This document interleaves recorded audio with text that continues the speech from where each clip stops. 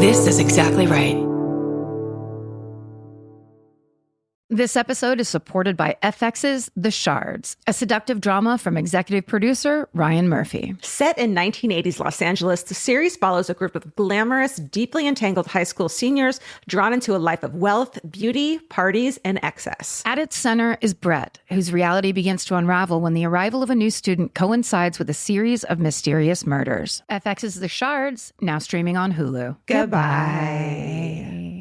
Everyone loves the idea of spending an afternoon curled up with a good book. Well, grow up, because it's almost impossible. Luckily, you can take your next great story with you on Audible. Audible has a massive selection of titles to choose from, including This American Life, new books by Michael Connelly, along with classics from Agatha Christie, and so much more. Whether you want a mystery, a true crime story, or something completely different, there's always something new to listen to. New members can start listening with a 30-day free trial at audible.com/MFM. Audible, stories that speak to you. Goodbye. Summer is for adventures, road trips, and adding a whole lot of miles to your car. That's why it's worth stopping at Valvoline Instant Oil Change first. Their trained techs help you get road trip ready with an oil change and an 18-point maintenance check included with every oil change, checking your tire pressure, wipers, lights, and more. Valvoline Instant Oil Change techs complete over 270 hours of training, so your car's in capable hands. Best part? You can stay in your car and you're in and out in about 15 minutes. Valvoline Instant Oil Change. Change wisely. Goodbye.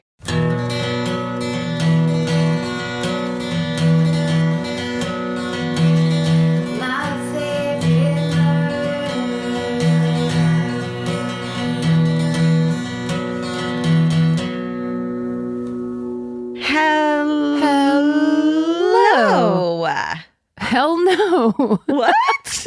Hell yes. I thought you said hell no.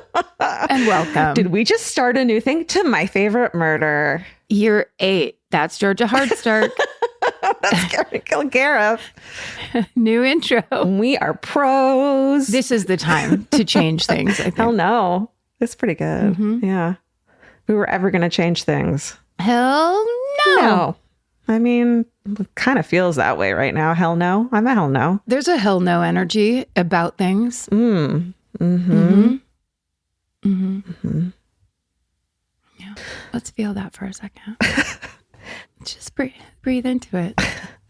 I have cookie news for you right off the bat. Okay. So, you know, Vince likes to buy like special edition of regular things, you know, like this like special edition flavor of these jelly beans, whatever. Yeah. So my favorite cookie is the Milano, the mint Milano specifically. Hell yes. I fucking love that thing. Yes. He comes home the other day with their special edition flavor of London Fog, which is fucking Earl Grey tea. No. Yes, don't make that face. Yes, it's tea.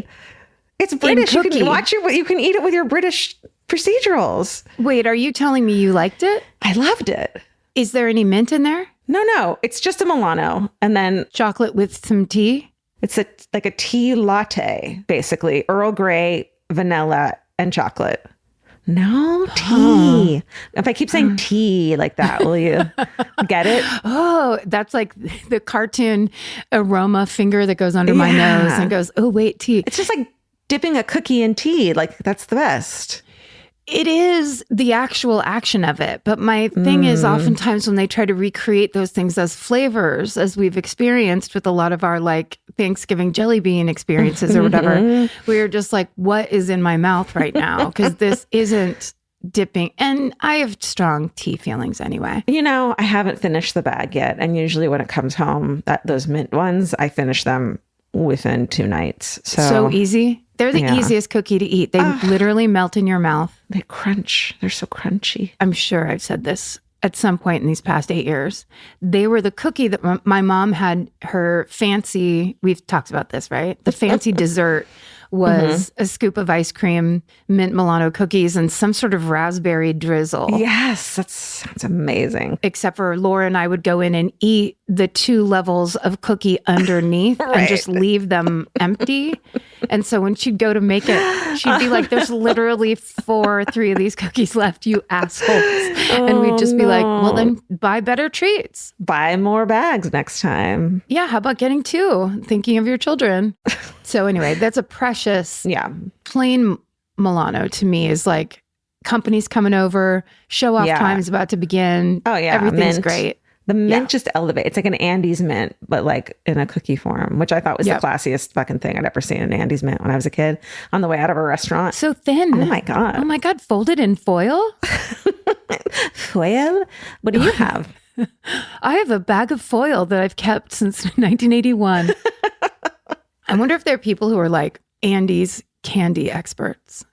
Also, what are the other candies that Andes makes? I don't know. I think it'd be pretty easy to be an expert on those. You're just like, look, it's a tiny bar. It's chocolate and mint. It's a mint tiny chocolate bar. I don't know what else you need. You're trying to complicate things. What else do you need? Oh, wait, I'm going to tell you about something because we watched a TV show last night that genuinely scared me. But not on regular TV, it was streaming, but it's a TV show called Them, The Scare.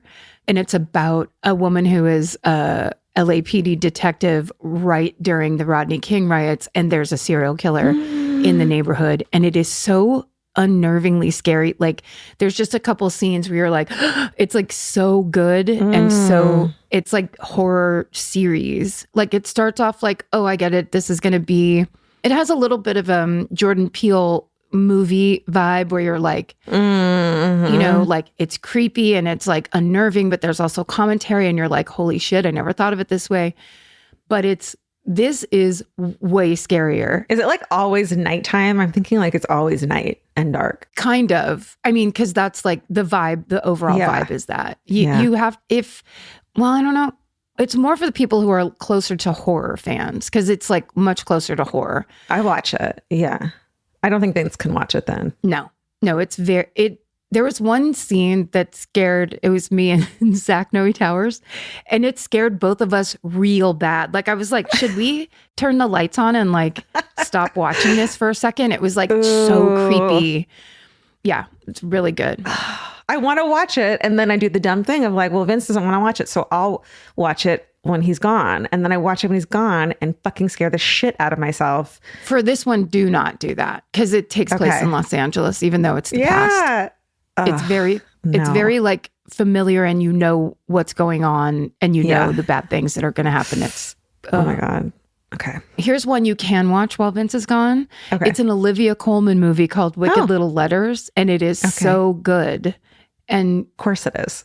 It's going to seem familiar when you start watching it. It's real good. Okay. That's the one. That's the one. Yeah. That's the one you got to watch. It's Olivia Colman and Jessie Buckley, who you've seen her in a bunch of stuff and you love her and stuff. So interesting. Okay. She's great. Yeah. Should we just move on? Do we have anything? Sure. Okay. That's all I have to report. Do you have any recommendations or just cookies? Just a Milano cookie. Milano, the Jinx is good. I don't know. There's, the usual. Let's move it on. Hey, we have a podcast network. It's called Exactly Right Media. Here are some highlights. This week, Kurt and Scotty's guest on Bananas is comedian Megan Gailey, and they're going to discuss all the world's wackiest news over there. You have to listen to Bananas. If you haven't listened to it, it is your go-to. These are things that are happening in the world, but they're so obscure and crazy and bizarre that they really do. It's the news, but it's like an escape from the news. It is. Also, Karen mentioned this last week, but the 12th season of Tenfold More Wicked with Kate Winkler-Dawson is here.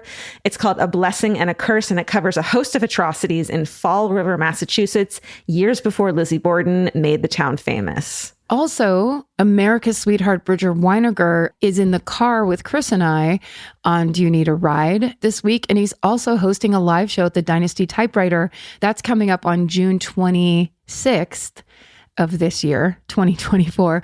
So go get some tickets if you want to see that live. Bridger and all kinds of guests. He has such good guests on that show. And of course, gifts. And some exciting news for listeners who like to shop the promo codes for all our advertisers, all those commercials we do where we're like promo code blah, blah, blah, and you're driving and didn't write it down and now you don't know how to get a discounted article furniture.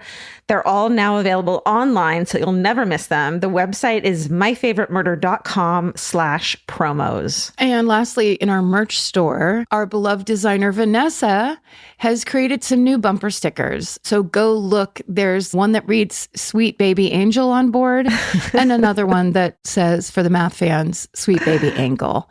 So you can go shop those at exactlyrightstore.com. The right piece of furniture can completely change your room. And your life. It's amazing what one good couch can do for morale. And that's why there's Article. Article makes it effortless to create a stylish, long-lasting home at an unbeatable price. They take great care in curating their collection, focusing on pieces that stand the test of time. There's no filler. Every item is chosen for its craftsmanship, design, and lasting value. And with Article's 30-day satisfaction guarantee, you can shop with confidence, knowing that if you're not completely in love with your new furniture, you can easily return it. I recently needed to replace my old outdoor dining room table and chairs, so of course I went straight to Article. They have the Sarik outdoor dining set. I got it in khaki green. It's such a cute, like minty green. It looks so good in my backyard. I can't wait to have alfresco dinners all summer. You know, we can carve pumpkins on it in fall. It's so beautiful. Article knocked it out of the park once again. Article's offering our listeners $50 off your first purchase of $100 or more. To claim, visit article.com/murder, and the discount will be automatically applied at checkout. That's article.com/murder for $50 off your first purchase of $100 or more. Goodbye. Some flavors will always make you smile. And with Kachava's new cinnamon French toast flavor, you can enjoy the taste of your favorite childhood breakfast without the sugar crash. Kachava is an all-in-one nutrition shake that comes in so many delicious flavors, including the brand new cinnamon French toast. It's made with real cinnamon bark for the richest, deepest, most authentic flavor. And just 2 scoops provide complete nutrition your body craves with protein, fiber, greens, and so much more. Kachava provides clean nutrition to fuel wherever your day takes you. No fillers, no nonsense. Okay, the Exactly Right Media office has all become obsessed with Kachava because they keep sending us these amazing boxes of all the flavors, and everyone kind of fights over it now. So we got this new flavor in, and I mean, there was like a line to try it. It's pretty great. We're real believers in the whole Kachava line, so treat yourself to a childhood favorite. Go to kachava.com and use code MFM for 15% off your first order. That's Kachava, KACHAVA.com, code MFM. Go to kachava.com and use code MFM for 15% off your first order. Goodbye. Bye. Capture your favorite summer feeling with Pandora Jewelry. Discover a collection inspired by the sunshine, freedom, and unforgettable moments that make the season so special. Whether you're planning a weekend getaway, gathering with friends, or simply soaking up every sunny day, Pandora Jewelry offers meaningful pieces designed to celebrate your unique story. From sun-kissed metals that catch the light beautifully to personalized pieces ready to be engraved with your summer mantra, every detail is crafted to help you express yourself with confidence and style. Explore charms, bracelets, rings, necklaces, and more, thoughtfully designed to complement every adventure and occasion. Each design moves with you, from beach days and road trips to rooftop dinners, golden nights, and every memory in between. Layer your favorite looks, mark life's meaningful moments, and create lasting reminders of a season you'll never want to forget. Find the pieces that reflect who you are and where this summer takes you. Shop Pandora Jewelry's new summer collection in-store or online at pandora.net and let your summer unfold. Goodbye. Okay, you first, right? Yes. This is a truly horrible story. Just awful. So it starts on August 7th, 2000. Okay. There's a man out jet skiing on the McCollum River, just south of Sacramento, when he sees a black duffel bag bobbing in the water. He rides over on his jet ski. He grabs the bag, unzips it. He finds a human torso inside. Oh my God. Hours later, half a mile away, there's an employee at a local marina, and they find a second black duffel bag floating under a dock. Inside, they find a human head. And then there's a marine biologist surveying an island in the same river, and they find a third black duffel bag that also has human remains inside. So all 3 of these people contact police, who conduct a search of the river. Divers find a total of 9 duffel bags, all containing dismembered body parts. Wow. And they ultimately identify these remains as belonging to 3 different people: an elderly married couple named Ivan and Annette Steinman, and a 22-year-old woman named Selena Bishop. The police are baffled because at first the Steinmans and Selena Bishop have no connection. But when they start questioning Selena's friends, they zero in on one person all 3 victims have crossed paths with. That's Selena's charismatic boyfriend, Jordan, except his name isn't Jordan. His real name is Glenn Taylor Helzer, and he believes himself to be a cult leader. Oh, dear. This is the story of Glenn Taylor Helzer and the Children of Thunder. Oh, my God. So the sources used for today's story are an article from Cracked by a writer named Dan Fritchie, and an article from the Mercury News by a writer named Cameron McDonald, and an article from SF Gate by Damien Bulwa. And the rest of the sources are in our show notes. So the man that we're talking about today is named Glenn Taylor Helzer. He's born on July 26, 1970 in Lansing, Michigan. Soon after, his family moves to Martinez, California. He is the oldest of 3 children. He has a younger sister named Heather and a younger brother named Justin, and they are all raised in the Mormon faith. So Glenn grows up and he is very charming and outgoing, so much so that he starts going by his middle name, Taylor. Very 90s of him to change his name to Taylor. His little brother, Justin, is actually more of an introvert, and Taylor is not very nice about it. He constantly tells Justin that he's number 1 and Justin's number 2. Like clearly he's probably a sociopath. He has that kind of like, I'm going to beat you at all costs energy about him. But he's also like, everybody likes him. People seem to be very drawn to him. So after high school, Taylor has a brief stint in the National Guard in Texas before he serves his 2-year Mormon mission in Brazil. When his little brother Justin serves his 2-year mission, he's sent to Texas, and afterwards he gets a job as a cable installer. So when Taylor completes his mission in the early 90s, he moves back to San Francisco and gets a job working as a stockbroker for Morgan Stanley Dean Witter. And then in April of 1993, he marries his wife, Anne, who is also a devout Mormon. They have 2 daughters together, but soon Taylor feels very confined by leading this strict religious kind of typical life. He doesn't want to be so penned up in the Mormon faith anymore. He wants to go out and be with normal people in his mind, which is basically people who don't have to live within the strictures of the Mormon faith. So unfortunately for his wife, Anne, that means him living a life filled with affairs and drug use, and he stops bathing as much. He starts wearing all black, which definitely stands out in the Mormon community. And basically 3 years into their marriage, in 1996, Taylor and Anne get a divorce.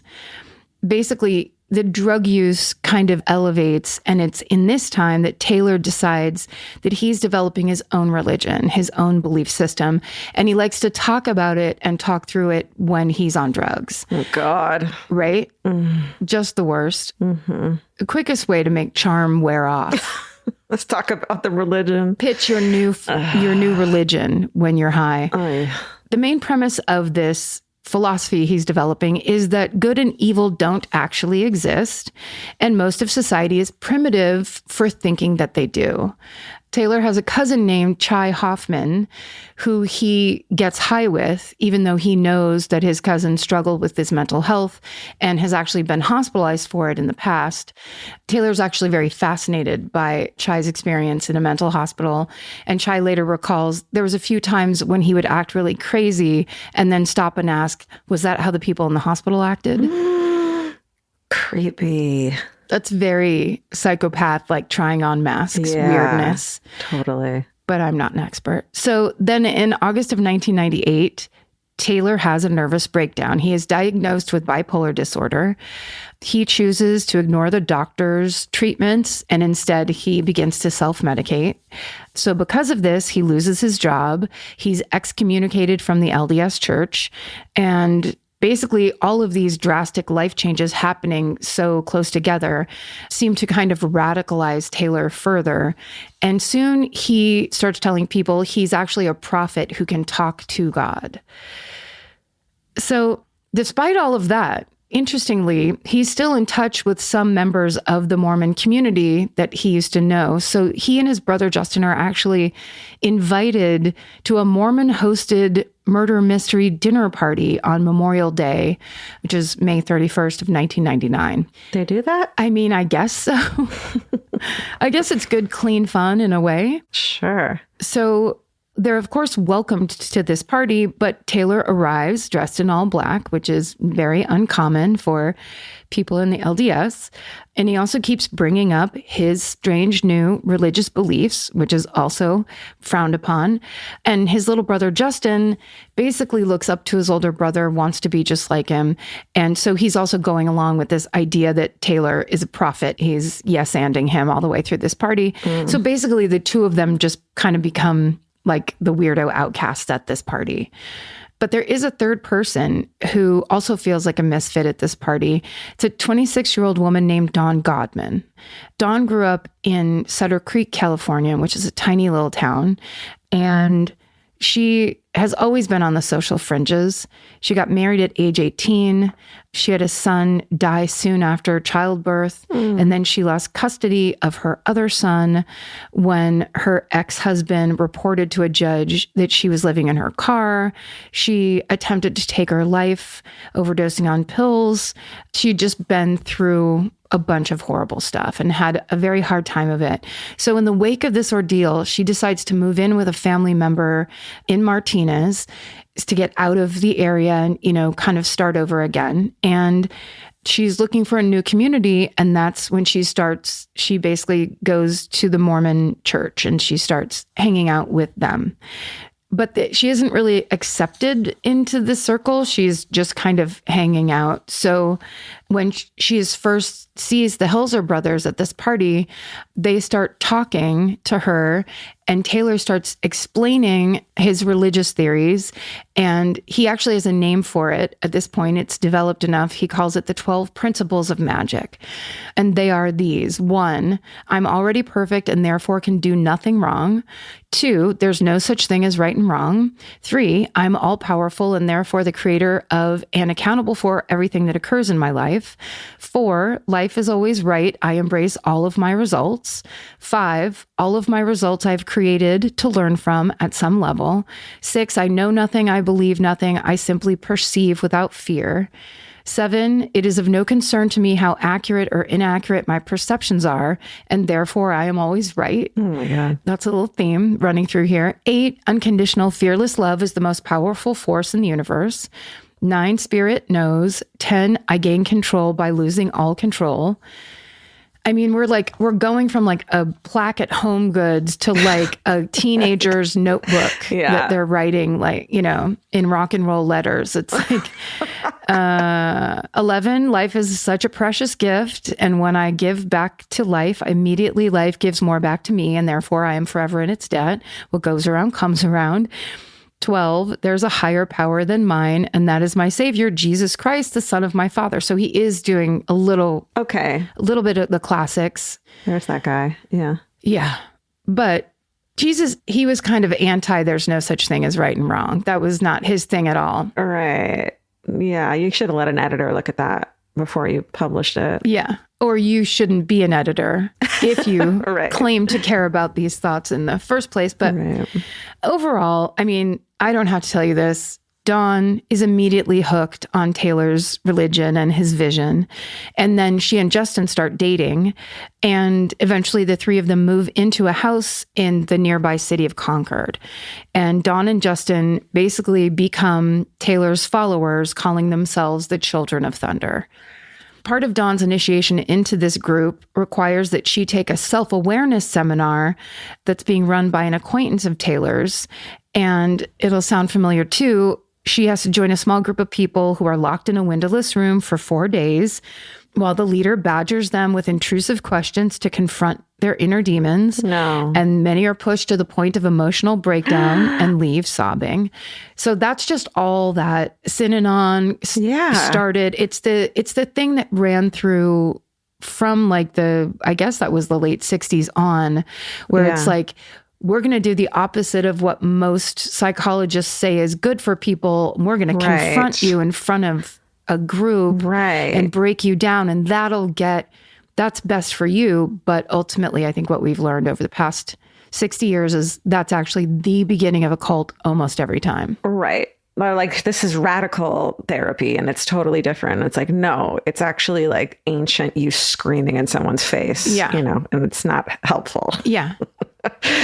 So Dawn reaches the third level of this seminar, and that's when Taylor jumps in. He's going to personally facilitate her lessons. So basically, Taylor now has Dawn completely under his spell. He already has his brother under his spell. They all live together. They abide by his every word. He's completely in charge.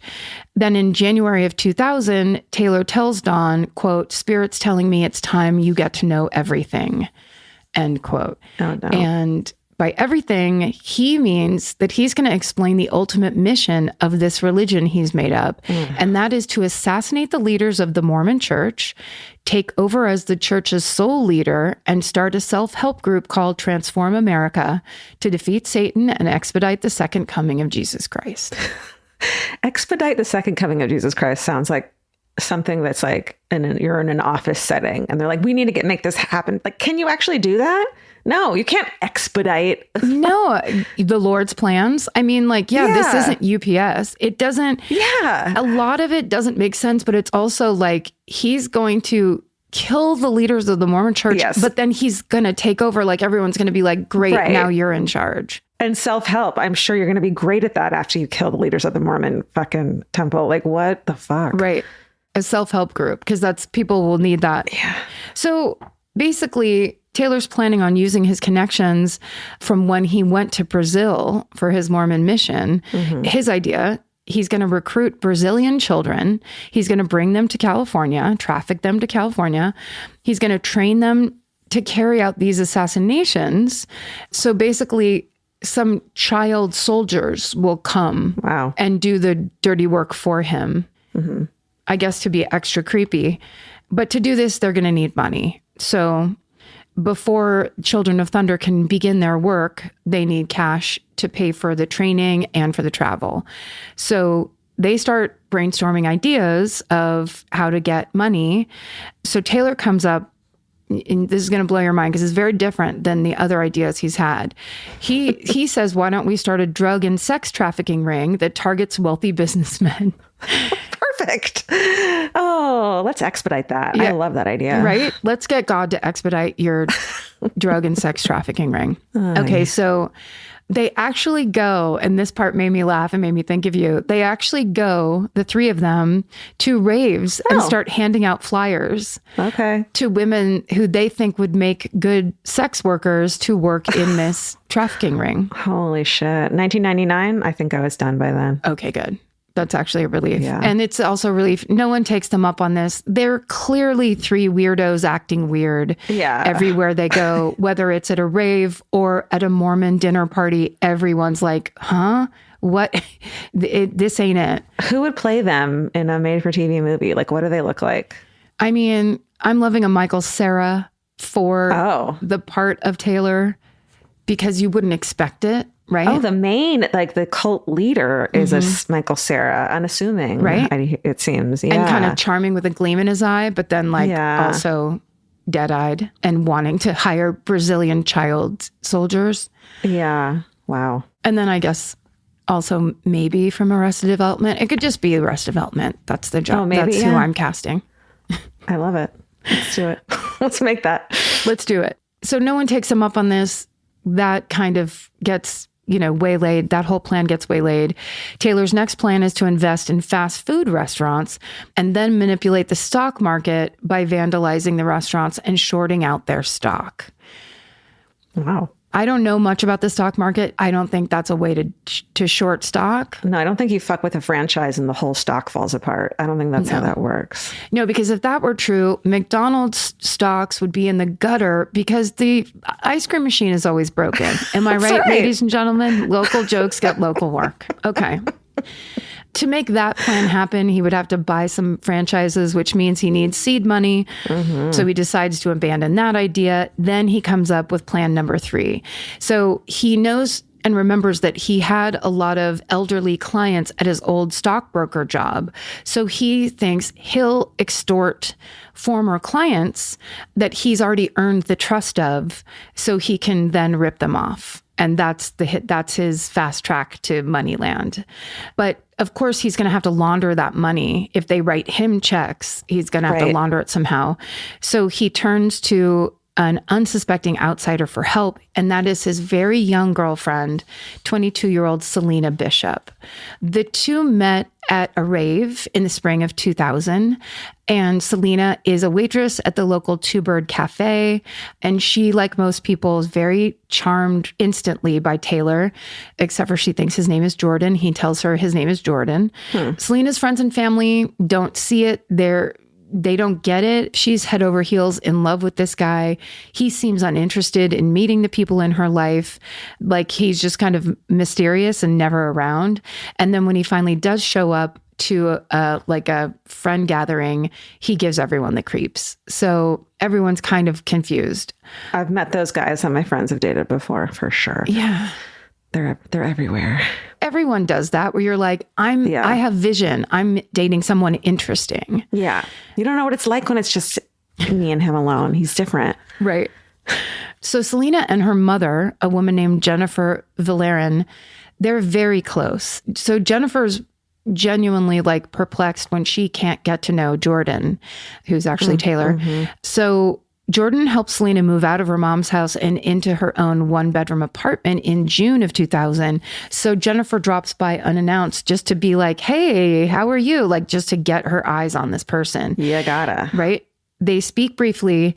And in that exchange, Jennifer decides that her daughter's new boyfriend seems like a real nice kid. She gets good vibes from him. She's like, great. I just wanted to, before you went out into the world, give a little approval. So in July of 2000, Jordan tells Selena, it's Taylor, tells Selena that his grandmother has just passed away and that he's about to inherit a ton of money, but he doesn't want his ex-wife making a claim on the inheritance. So the best way for him to hide that money would be if Selena would open a couple bank accounts that Jordan can have some access to.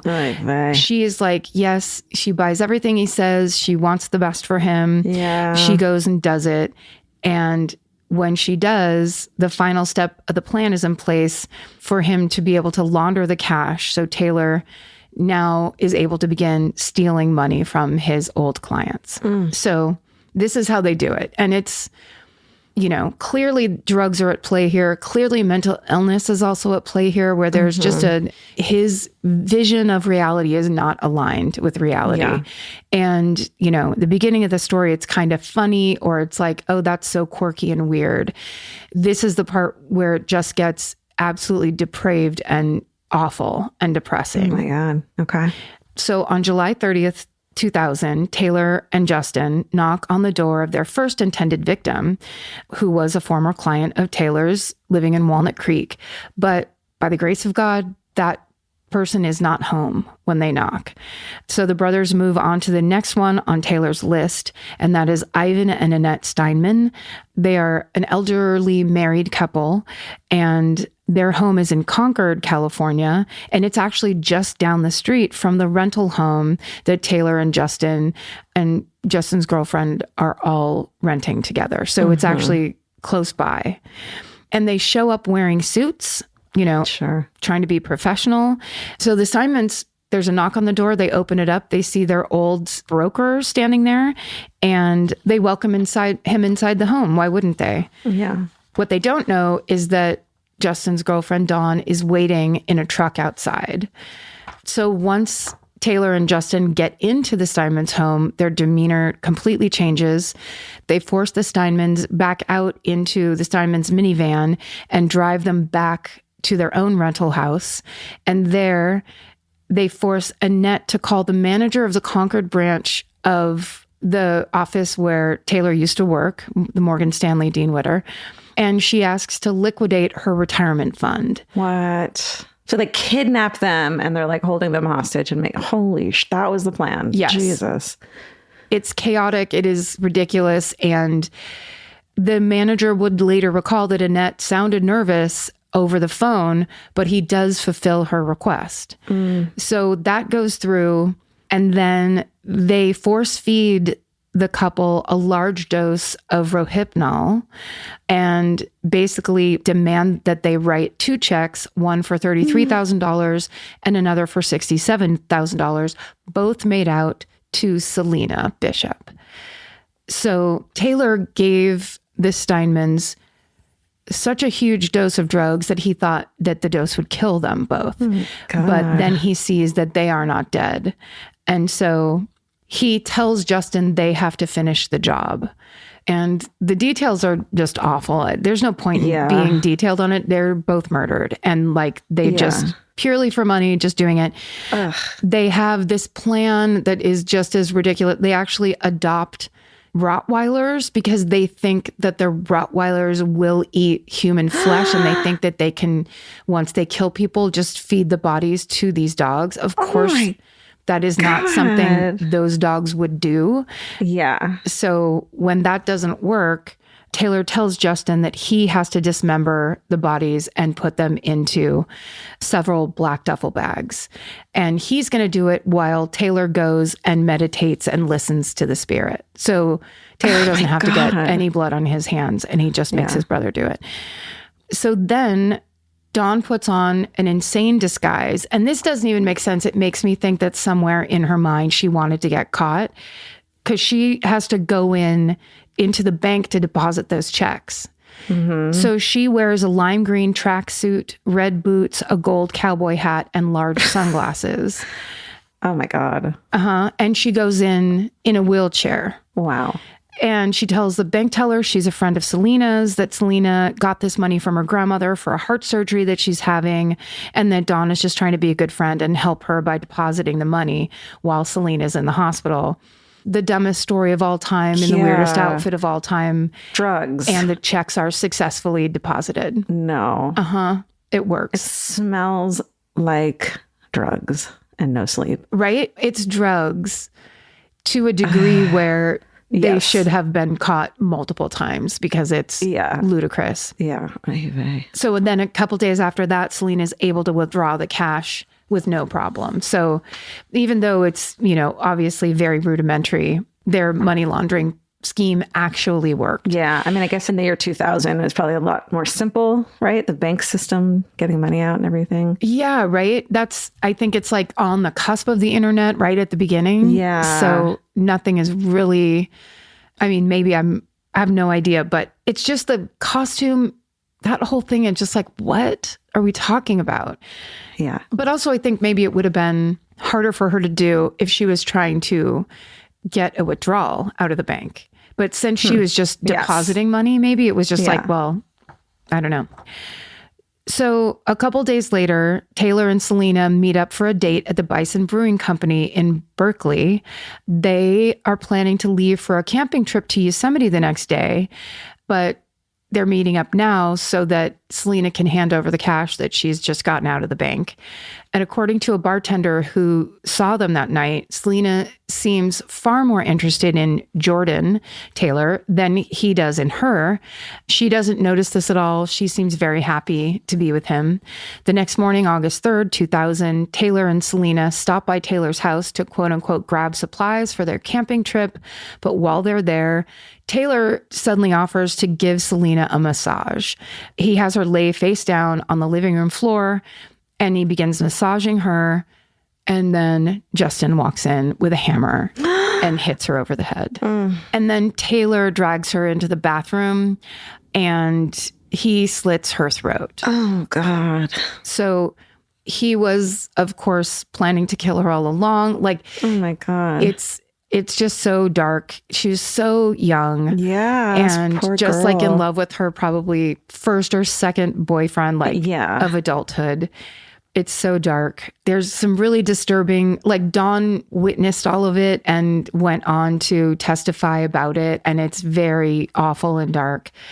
So basically, back at the Steinmans' daughters haven't heard from them. They've been calling the house repeatedly. No one's answering. Their next door neighbor noticed that their minivan is gone and it's normally parked in front of their house. Like the Steinmans are missed immediately and people immediately file a report. Meanwhile, Justin has to dismember Selena's body like he did with the Steinmans and put it into those duffel bags also.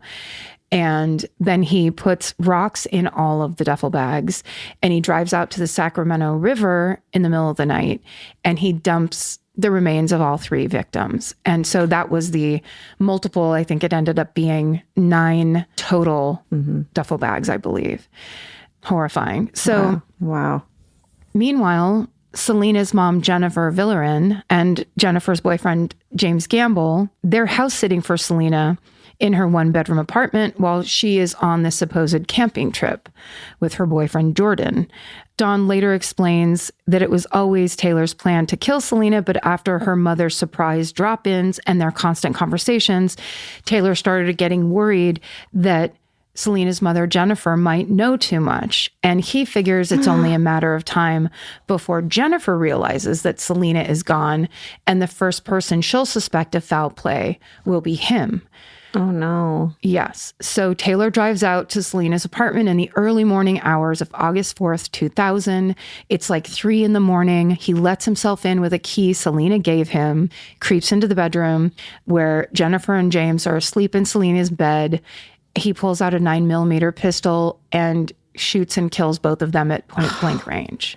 Holy shit. Immediately, Selena's landlord, a man named James Soliday, he lives upstairs. He's woken up and immediately calls 911. So police respond to this double homicide. And while that's happening, Selena's coworkers at the Two Bird Cafe are realizing that she hasn't shown up for her shift and no one can locate her. When they can't track her down, they report her missing. So 2 days later, on August 6th, the police find the Steinmans' abandoned minivan in an industrial neighborhood in Oakland. The keys are still in the ignition and there's a chainsaw in the back. Ugh. So forensics are able to pull some fingerprints from the van's interior. And because they both have drug-related priors, they easily identify the fingerprints of Justin Helzer and Dawn Godman. When police search the Steinmans' home, they find a note Ivan wrote mentioning Taylor Helzer. So basically, police are able to make that connection that Taylor was Ivan and Annette's old stockbroker. And it all kind of falls together. When police show Selena's friends a picture of Taylor Helzer, they all identify him as her boyfriend, Jordan. So the loop is closed.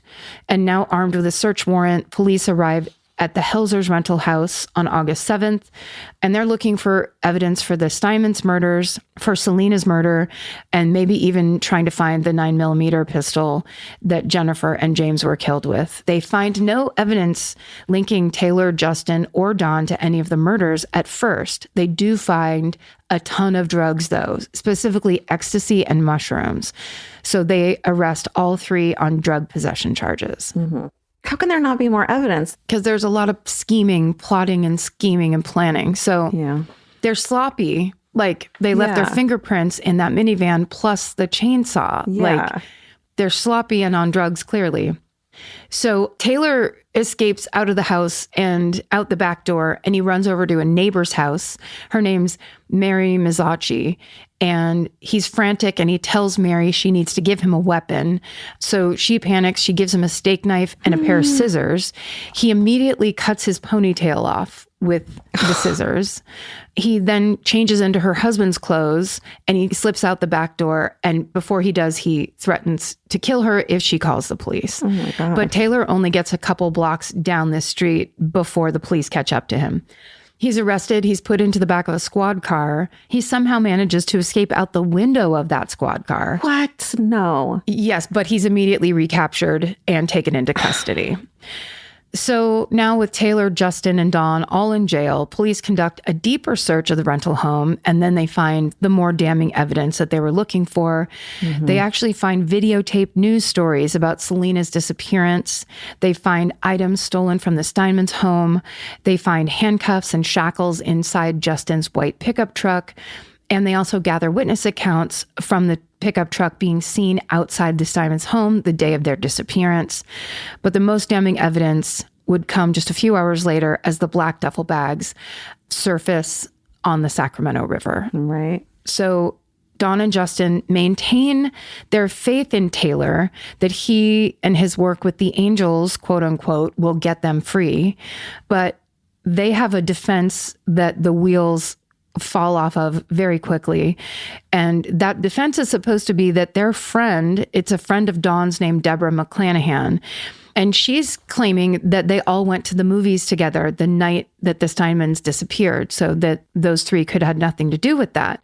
But when the police tell Deborah what those three did to the Steinmans and to all the other people, she immediately says, I was paid to lie. And then she tells them there's also a safe where the 9mm pistol is hidden. That was the murder weapon used to kill Jennifer Valerian and James Gamble. And that 9mm is registered in Justin Helzer's name.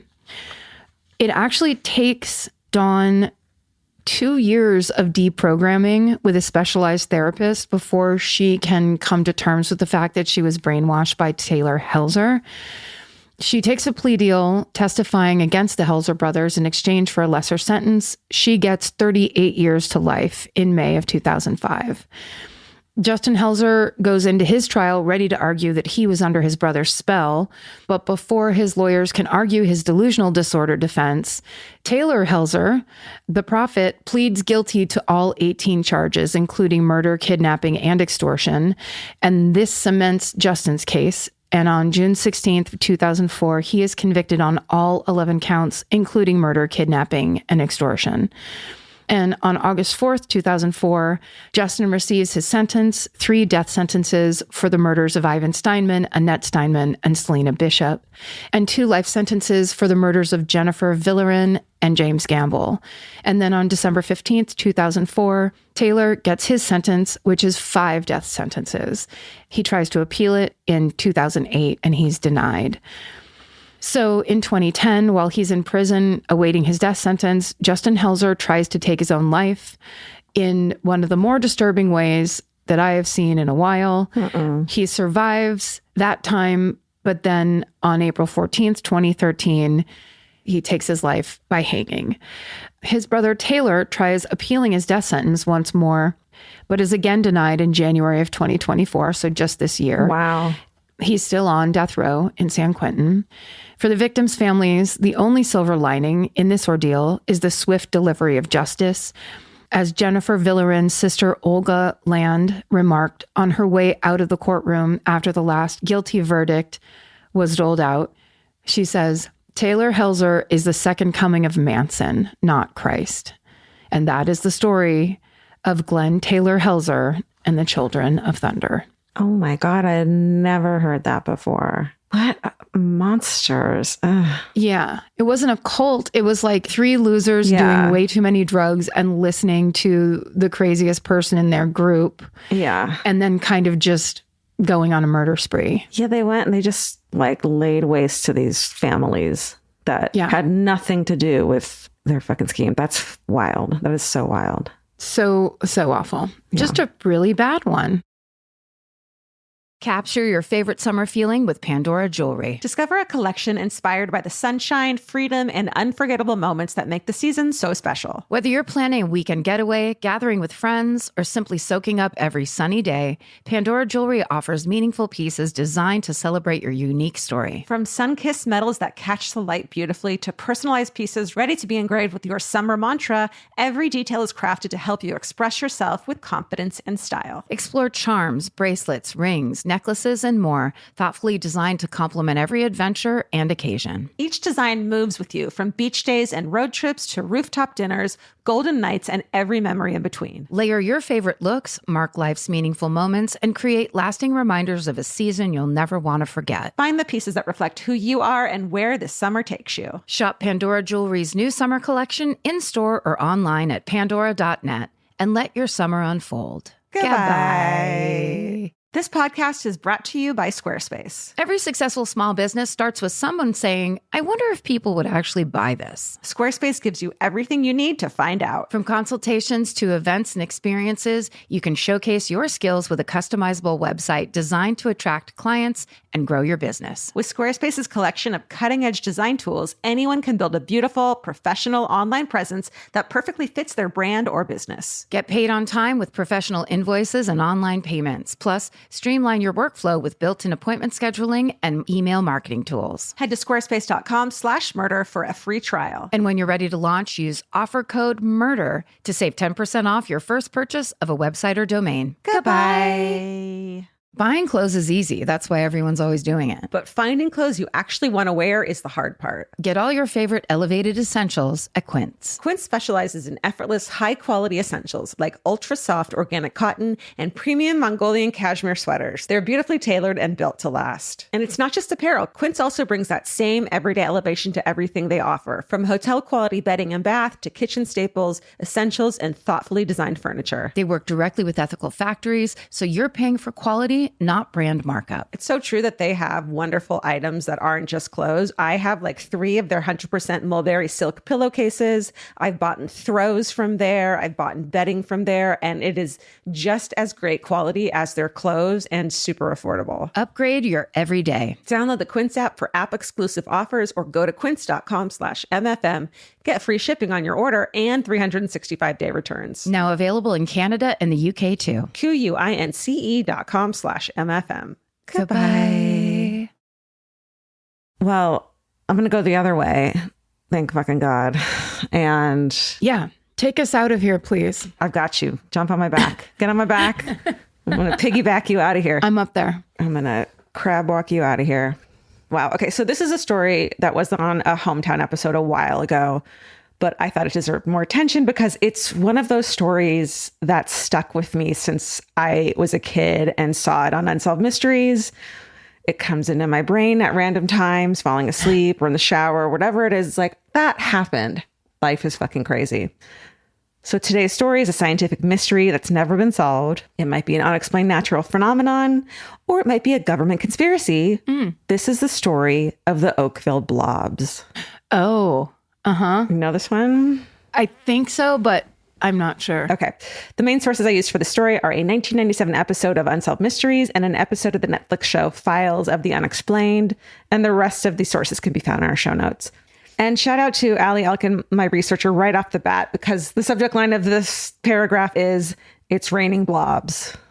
So, Hallelujah. appreciate you, Allie. Okay, so the town of Oakville is in Washington State. So here we are, Pacific Northwest. It's in the southwest part of the state, about 90 miles from Seattle and about 40 miles inland from the coast.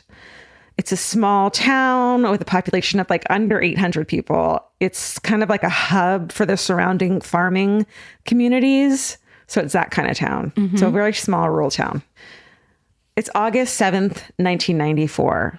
There we are. An Oakville police officer, David Lacey, is on patrol when it begins raining heavily at 3 a.m. And this is an area that gets about 150 days of rain a year. So no big deal, except today is different. So David and his friend, who is riding along with him, he's not a cop. That's like what a small town it is. He's just like, "Hey, Larry, do you want to just go for a patrol to like drive with me?" I don't think you could do that in LA, you know? Probably not. And also there's a very specific person that likes to do a ride along with cops. That is the thing that at least back in the heady days of the 90s. Yeah. Where it was like people that want to be in on that kind of stuff. Totally. So they're driving around and they realize that what's falling from the sky isn't rain, or at least it's not just rain. It's clear, but it sticks to the windshield in little blobs. And once they turn on the wipers, it smears all over the place, making a gooey mess. So it's not just rain. It gets so bad that they can't see through the windshield. So David and his friend pull into a gas station to wipe the goo off. David puts on gloves, but he touches the goo. I hate the word goo, but I have to say it a lot during this story. You know what I mean? Yeah. Do you want to say materials? Materials, sure.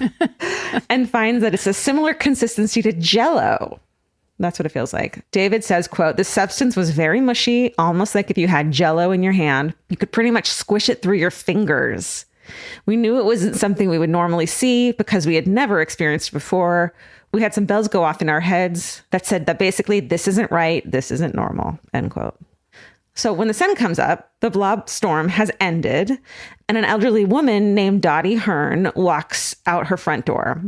Dottie lives on a small farm with her adult daughter, Sunny. And Dottie is a bit of an amateur weather enthusiast, which is like, hell yeah, Grandma, let's do this. I mean, she knows her stuff. Yeah, she knows what she's fucking talking about. And she keeps a close eye on storms because she's interested in them. And she and Sunny both noticed the rain on the windows had looked oddly thick that morning. So they're noticing something weird's going on too. They're like, hey, wait a second. Yeah. Hey, wait, I'm a weather expert and rain is rarely this thick. Right. So gross. Right. It's so gross. Dottie sees what looks like small hail pellets strewn all over the property. Each one is about the size of half a grain of rice. But when Dottie touches them, she realizes it's not hail. It's soft and squishy. Dottie goes inside and tells her daughter, Sunny, about the blobs. Now, Sunny's background is in occupational safety. So we're at the right house today. Yeah. Her alarm bells go off immediately when she sees the blobs. Her brother, who's a paramedic, is also concerned. They put on gloves and collect samples from the yard. Smart. I know. Sunny starts running her own experiments on the blobs. Like, what? How fun would that be? You know what I mean? Like, you'd live your whole life for an experience like that. Until you find out it's like waste from an airplane that was flying above. You just wait. Hold on to your horses. Okay, sorry. Just like the idea of people just like holding it and Yeah. holding it up. What is this? Smelling it? Tasting it, yeah. So she puts the blobs in water. They float. She tries to dissolve the blobs in alcohol and they won't dissolve. She lights one on fire. She's a fucking scientist. It doesn't burn. Sunny calls multiple government agencies expressing concern about the blobs touching the food her mother was growing on the farm, you know? Yeah. And they, of course, are like, don't worry about it, little lady. You know, everything's fine. We don't know what you're talking about, Yeah. but don't worry about it. You're overreacting. Right. Okay. That afternoon, David, the police officer, becomes very ill. He's having intense flu-like symptoms that he's never had before. He says it's difficult to breathe. He said, quote, "I started to put together that possibly whatever the substance was, it made me violently sick." Oh. And so Dottie also becomes violently ill. Sunny, her daughter, finds her lying on the bathroom floor in a cold sweat and barely conscious. And these people don't know each other. It's not like, word of mouth. These are separate experiences. Yeah. Dottie had been throwing up and has vertigo and blurry vision. And it appears that multiple people all over town become ill with flu-like symptoms. One Oakville resident says, quote, "Everybody in the whole town came down with something like the flu, only it was a really hard flu that lasted from 7 weeks to 2 or 3 months." That's not a flu. No. That's poisoning, isn't it? Yeah. Oh, good question. Good hypothesis. Oh, thanks. Reports from the Times say some 30 residents report flu-like symptoms. And considering there's not more than 800 people in town, 30 is a big percentage of people to get sick from this stuff. Also, animals fall ill. So on her way out the door to take her mother to the hospital, Sunny has the presence of mind to bring some of her samples with her. And at first, she gives them to the hospital and they're tested, and the hospital lab technician believes it contains human white blood cells, which is very puzzling. This winds up in a lot of initial reports, but it will eventually be disproven, which sucks because that would be so interesting. Doctors wind up coming to the conclusion that Dottie's illness is unrelated to the blobs and is just a virus. She's discharged from the hospital after 4 days. It's unrelated to the blobs, but is it related to the cop getting sick? Yeah, right? And 4 days is a long time in the hospital for a flu. Yeah. A few days after the first blobs fall, More blobs and goo. I just can't. This is a hard one for me. You picked this story. I know I did. I just didn't realize how much. Blobs and Goo is absolutely the name of this episode, though, isn't it? No one will listen to it.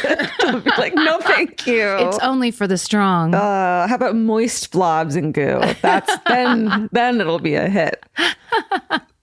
More blobs come down a few days after the first ones in another rainstorm.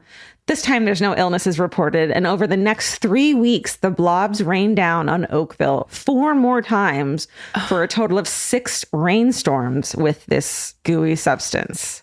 Jesus. Right? Like pack your bags and move. Goodbye. Because also a rainstorm of it. Yeah. It's not like, that's pretty scary coming down from on high. Ugh. You get caught in that? You get slimed. A scientist from the health department named Mike McDowell investigates the blobs more thoroughly than anyone else. In his report, he says that when cultured, the sample grows 2 kinds of bacteria that grow in the human digestive tract. Strange. Additionally, he finds that the cells in the sample are sort of like an envelope, which makes it seem like they could function as a delivery system for other cells.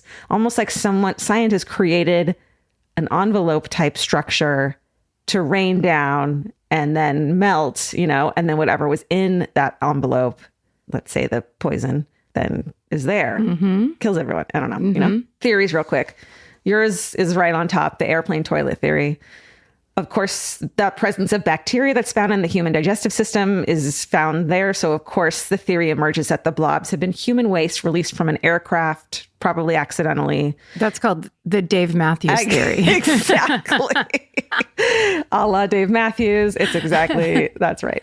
The waste may have become gel-like consistency by mixing with antifreeze. And maybe that's what made people sick too, which is interesting. But there are some problems with this theory. First is that the FAA requires all human waste to be dyed blue. Oh, which I didn't know.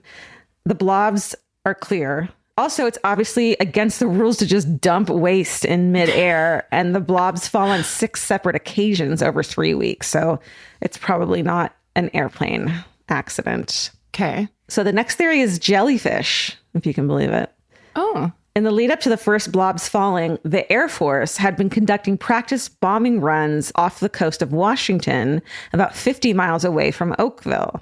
I mean, this could be an episode of Stranger Things. I don't know. Did they do stuff like this? But it is that thing. It's like you have this testing facility in town and weird shit's happening and you won't admit that you're connected. Wouldn't it be more of an X-Files? Yes, there you go. I only watched a couple episodes of Stranger Things. Me too. I'm sorry. And I meant the X-Files. Let's say. Is that what you meant? No, but now I do. So some people theorize that they may have blown up a large school of jellyfish, and the jellyfish bits were sucked up into the atmosphere by a strong storm, carried over to Oakville, 50 miles away, where it then rained down. One biologist in the episode of The Files of the Unexplained says this is possible and does happen sometimes. Oh. Yikes. I mean, keep your eyes peeled. Yeah.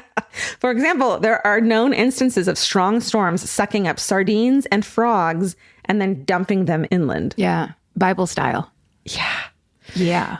Many people see a lot of holes in this jellyfish theory. When it's presented by a reporter to a sergeant from the Air Force, he has to stifle a laugh. Dottie and her daughter, Sunny, are also skeptical. In the Unsolved Mysteries episode, Sunny calls the idea that such a large amount of blown up jellyfish would be carried so far and rained down 6 times over a 3-week period, quote, pretty preposterous. Yeah. Also, Dottie points out that the blobs were odorless and 3-week-old dead jellyfish probably would have smelled bad. Would it though? What does that smell like? Oh, God. Terrible. I mean, terrible. And also, wouldn't the sickness that Dottie got be more like a sting than it would be like a poisoning or a flu? I don't know. Unless it was, I don't know. Yeah, for sure. Unless she is allergic to shellfish. It's not shellfish. You're right. Quite the opposite. There goes your theory. Your theory's blown out of the water. The next theory is a biological weapons test. There are a lot of military bases in the area. What's up, X-Files? In the lead up to the blobs falling, Sunny and her mom notice helicopters that look black. And of course, black helicopters have documented official uses, but are also linked to a lot of conspiracy theory about the military. Sunny says that a few years after the blobs fall, 3 strange men come into the soda shop where she works. Oh my God, I want to go to Oakville in a soda shop. Doesn't that sound perfect? I know.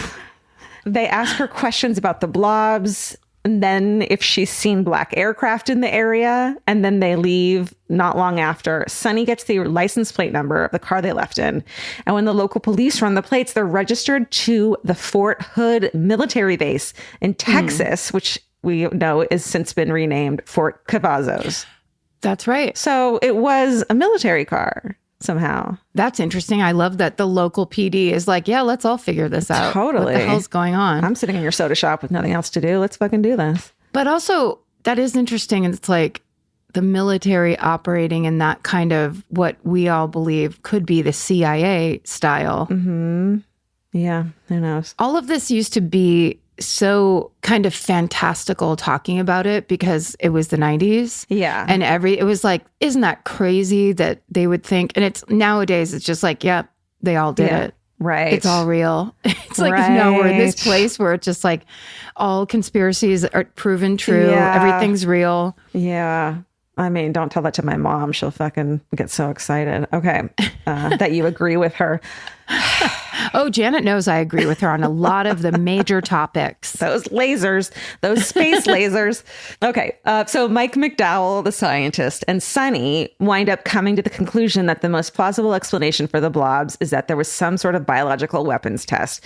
And here in my mind, it's a meet cute. It becomes a movie. I've cast them because it's the 90s. They are Sandra Bullock and Brendan Fraser. Yes. And they're going to fall in love. Yes. Yes. Over the blobs. I love it. Yeah. The blobs are gross, but the love is beautiful. Oh. We'll work on that for the poster. And it has to be shorter. Yeah. I'm trying to think of something like a I love goo. No, that's stupid. You're goo. The military has conducted biological weapons tests in the past over civilian areas, as we know, using stand-in substances that wouldn't actually cause infection. So they're just like, does sprinkling this work? And since these envelope-like cells appeared not to be carrying anything, it looks to McDowell like this is one of those tests. But in 1994, such a test would have violated international laws. So there's no way our military did it because they follow the laws. Also, the advantage of bioweapons is that they are difficult to detect, and the blobs are very conspicuous. So it makes a lot of people doubt the bioweapon theory. Someone else thinks it could be an agricultural research experiment gone wrong, maybe contained experimental pesticide. There's also the fact that throughout history, there have been other instances of gelatinous goo falling on the ground, or at least appearing on the ground.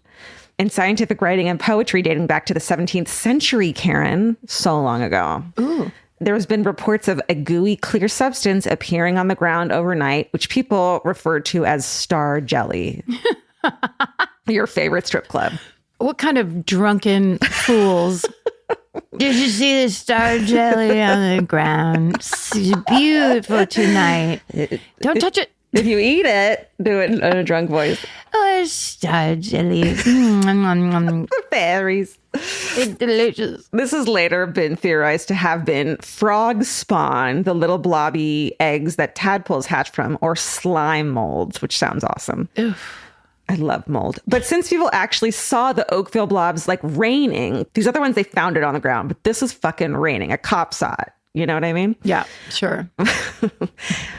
So it seems unlikely. So this is possibly the most mysterious part of the entire blob affair. Mike McDowell, the scientist, played by Brendan Fraser in our movie, from the Washington Department of Health, never gets to finish his work with the sample that Sunny, Sandra Bullock, sent to him. He arrives at work one day and the samples are gone. He tells Sunny it's the only time in his career that he's lost a sample, and his supervisor had advised him not to ask questions about the sample's whereabouts. Shut your mouth. The 3 guys that were at the cafe. they went over and took all that stuff. Yeah, I bet. Mike says the receptionist at his office says, quote, black suits came and took it, end quote. Mm-hmm. Mike's kids say that this bothers him until he dies and reinforces his theory that there is some kind of military or government connection. And that is the story of the mysterious Oakville Blobs. That's as close as we get. That's it. I trust Mike. Damn it. I trust Mike too. But I mean, that just feels like it's the prequel to Men in Black. Because it's like clearly the three suits know that this was like an alien accident. Yeah. You know? Yeah. I mean, if aliens don't exist, I don't know what to tell you. Like, then what are we even doing? Yeah, we're living in a simulation in that case. Like, it's one extreme or the other because it's not just no. I mean, and why should it be at this point? As long as it's not like the movie Signs. That's all. I just don't want it to be like that. Scary. That scene where Joaquin Phoenix is in the closet and then the kid's birthday party. I just saw that recently on an Instagram and I was like, that still scares the ever. And it looks stupid now too. It's like just this like long gangly alien, but it still is fucking terrifying. It's so perfectly shot though. It was like he got that perfect, like what a viral video would actually look like. Handheld camera, children screaming. Screaming birthday party children. Oh my God. Ugh. Yeah. Blobs. And I wonder if they did like a 30-year test to see how many people have cancer in the Oakville area or absolutely. You know what I mean? Something like that. I'm obsessed with those stories of the towns where it's like, you know, like Love Canal, where like everyone got some kind of cancer in that town because of the fucked up government practices of getting rid of waste. It's so upsetting. So upsetting. There's a really good John Travolta movie where he plays a lawyer that fights one of those chemical companies. Aaron Brockovich? No, it's the sequel to Aaron Brockovich where John Travolta just redoes. He plays every character. He plays her, yeah. Her, Albert Finney. But I mean, it is, you know, for a long time, like before they set up the EPA, and I'm sure we don't have it anymore. I'm sure we don't have it anymore, right? Yeah. So just like that whole thing where you had to like get companies with chemical spillage and all that shit to be like, hey, could you not kill everybody nearby so that we can all have this weird plastic item? The government can barely regulate fucking supplements. And you think that they're trying to regulate these $1 billion fucking agriculture companies and, you know, processing plants to not do things that they shouldn't do? Come on. It's just like, the problem is, how do you go backwards into regulation? Like, when Reagan made these decisions and that his administration just started slashing all that stuff, it's like, but now they just get more powerful and that's all. There's no going backwards. Yeah. No. Until the children rise up. That's right. Rise up or infiltrate the system. Rise up on TikTok. Wow. We solved it. I think we solved it. We did.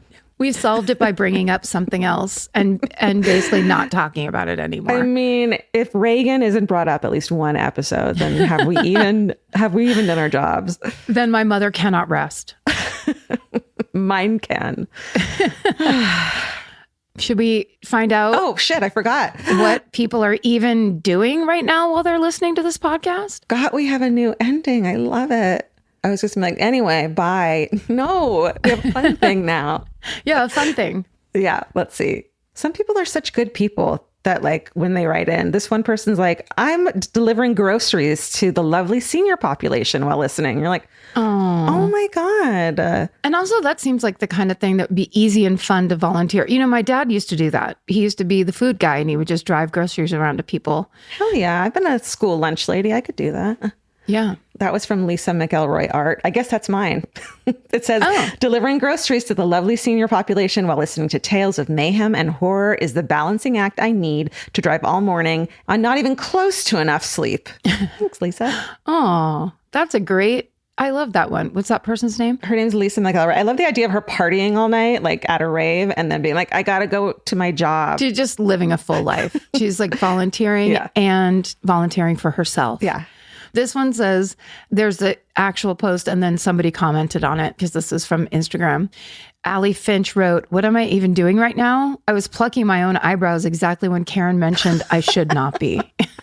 Wow. That's funny. And then Megasaurus Rex WREX, wrote back to Ali Finch and said, make sure you take one all the way off. That's how I did it. Yeah, you got to get rid of one. Pluck it back to iris distance. Oof. See how 7th grade treats you then, cowards. I pierced mine with a safety pin one morning before 8th grade. That was a mistake too. Did it hurt all day? No, they sent me home to take it out. Oh, yeah. Too rebellious. Yeah, that's me. Now it's like, we'd just love for you to be here. Right. You can have whatever in your eyebrow that you want. Put your phone down, please. Please, just participate. Thank you guys for participating. I mean, I feel like this week we all really participated our asses off. It's been a participation, like, goo blob extravaganza. You're doing it to yourself. I know. I can't stop. I can't stop. Thanks for being here. Stay sexy. And don't get murdered. Goodbye. Elvis, do you want a cookie?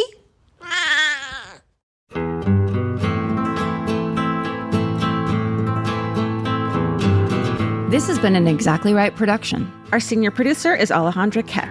Our managing producer is Hannah Kyle Creighton. Our editor is Aristotle Acevedo. This episode was mixed by Liana Squillace. Our researchers are Maren McClashin and Allie Elkin. Email your hometowns to myfavoritemurder@gmail.com. Follow the show on Instagram and Facebook at myfavoritemurder and Twitter at myfavemurder. Goodbye. The best time to think about home security is before you need it. That's exactly why there's Simply Safe. Traditional home security only alerts you after a break-in has already happened, and that's too late. Simply Safe is changing that. Simply Safe's US-based live agents identify threats on your property and help deter them so intruders never get to your house. The system is customizable so you can build one that fits your home and your specific needs. The 24/7 professional monitoring is effective and affordable and won't lock you into a long-term contract. I think that's what's so scary for so many people is that long-term contract. And like, whatever turns out you don't like it or need it, but they don't have that because they know you'll like it and you'll know that you need it and feel so much safer when you have it. Like at this point in my life, I would never go without a security system on my house. I just feel safer with actually having Simply Safe around. There's a whole staff at Simply Safe that's waiting to talk to you and help you out. Right now, you can get 50% off your new system by visiting simplysafe.com/MFM. That's half off at simplysafe.com/MFM. There's no safe like Simply Safe. Goodbye. The kids are back in school. Now it's your turn to head back to the beach. During Cheap Caribbean's Back to Beach sale, save $200 site-wide on vacation packages of 4 nights or more with code 200BEACH. Trade school drop-offs for beach walks, lunch boxes for beach bars, and your daily routine for adults-only relaxation. Use code 200BEACH and get more beach for less money. Book your beach vacay today at cheapcaribbean.com. Goodbye. Hey. There's always a point in the day when your feet decide they've had enough. Luckily, there's Reef. You may know Reef for their ridiculously comfortable sandals, but they aren't stopping there.